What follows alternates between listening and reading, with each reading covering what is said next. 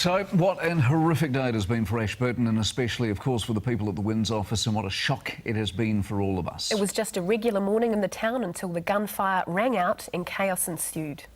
For such a small town, it's terrifying. I'm shocked and deeply disturbed by what has happened. Two staff at this WINZ office shot dead, a third in critical condition. Point blank range, and my God, he just had no mercy for the lives of others.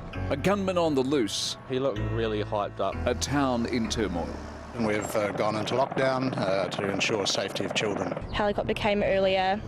They've just taken off again. I assume they're looking.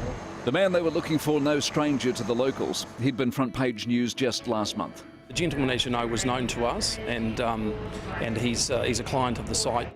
48-year-old Russell John Tully came home from the Aussie mines 3 years ago, unemployed with a serious skin condition and homeless. He's been begging authorities for a state house. You're doing the work for Housing New Zealand, and we've been pulled off Housing New Zealand sites as of today because of what's happening. That kind of precaution was everywhere you looked. That's definitely not the Ashburton that we're used to. But thankfully, it's over. The man who said he'd come home to die is now in custody. Earlier on, I spoke with the Ashburton Mayor, Angus Mackay. Angus, just work us through the day and how this could have ever happened in a town like yours. Just one of those things that unfortunately are sent to try us from time to time.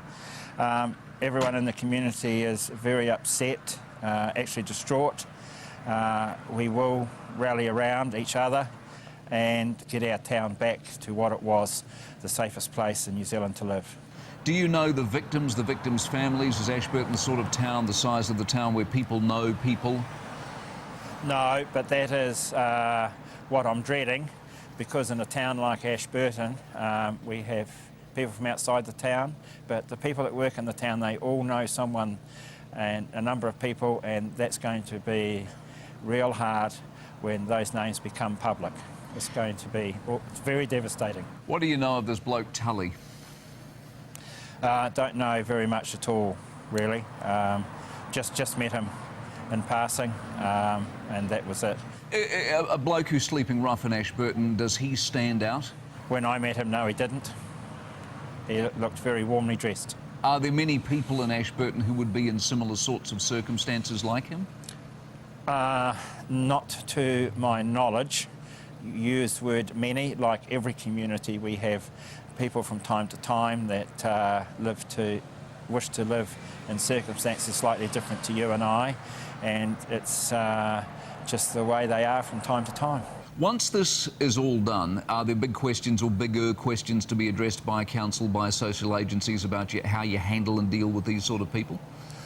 Well, this is why it's so sad, because we actually pride ourselves in the way we have coordination of Safer Community Council and the community house, and how we've strived to make sure that the people of Ashburton have everything that's going to everyone else in New Zealand as far as these services are concerned. And that's why it's so disappointing to me that we've done everything we possibly can over the years. So we were always doing everything we could to avoid this situation, and yet it still happens, and that's what disappoints me. So that's Angus Mackay, the Ashburton Mayor. What's happening right now in Ashburton? Joining me with the very latest is our reporter Mike Thorpe live. Mike, what can you tell us? Tony, the latest is that the suspect is still here behind me in Ashburton Police Station. He was apprehended at around about 5 o'clock this afternoon. We're unsure yet whether he's had any charges laid. Certainly we haven't heard anything yet, but it is highly likely that he will appear in the Ashburton District Court tomorrow. You've been in Ashburton all afternoon. How are the locals dealing with this whole ordeal, which has been an ordeal all day? It has been, and genuine fear, I think, is the best way to describe it. We saw that schools were in lockdown for much of this afternoon. Thankfully, they were released, obviously, after he was apprehended. But also businesses. Many stores closed their doors soon after this and remain closed at 5, 6 o'clock. I dare say many of those will reopen tomorrow. What about the atmosphere there at the moment, Mike? Just a sense of shock. I mean, it's small town New Zealand, and they wonder how this could ever happen here. I've heard many people saying today, you know, this doesn't happen in Ashburton, this happens in other places.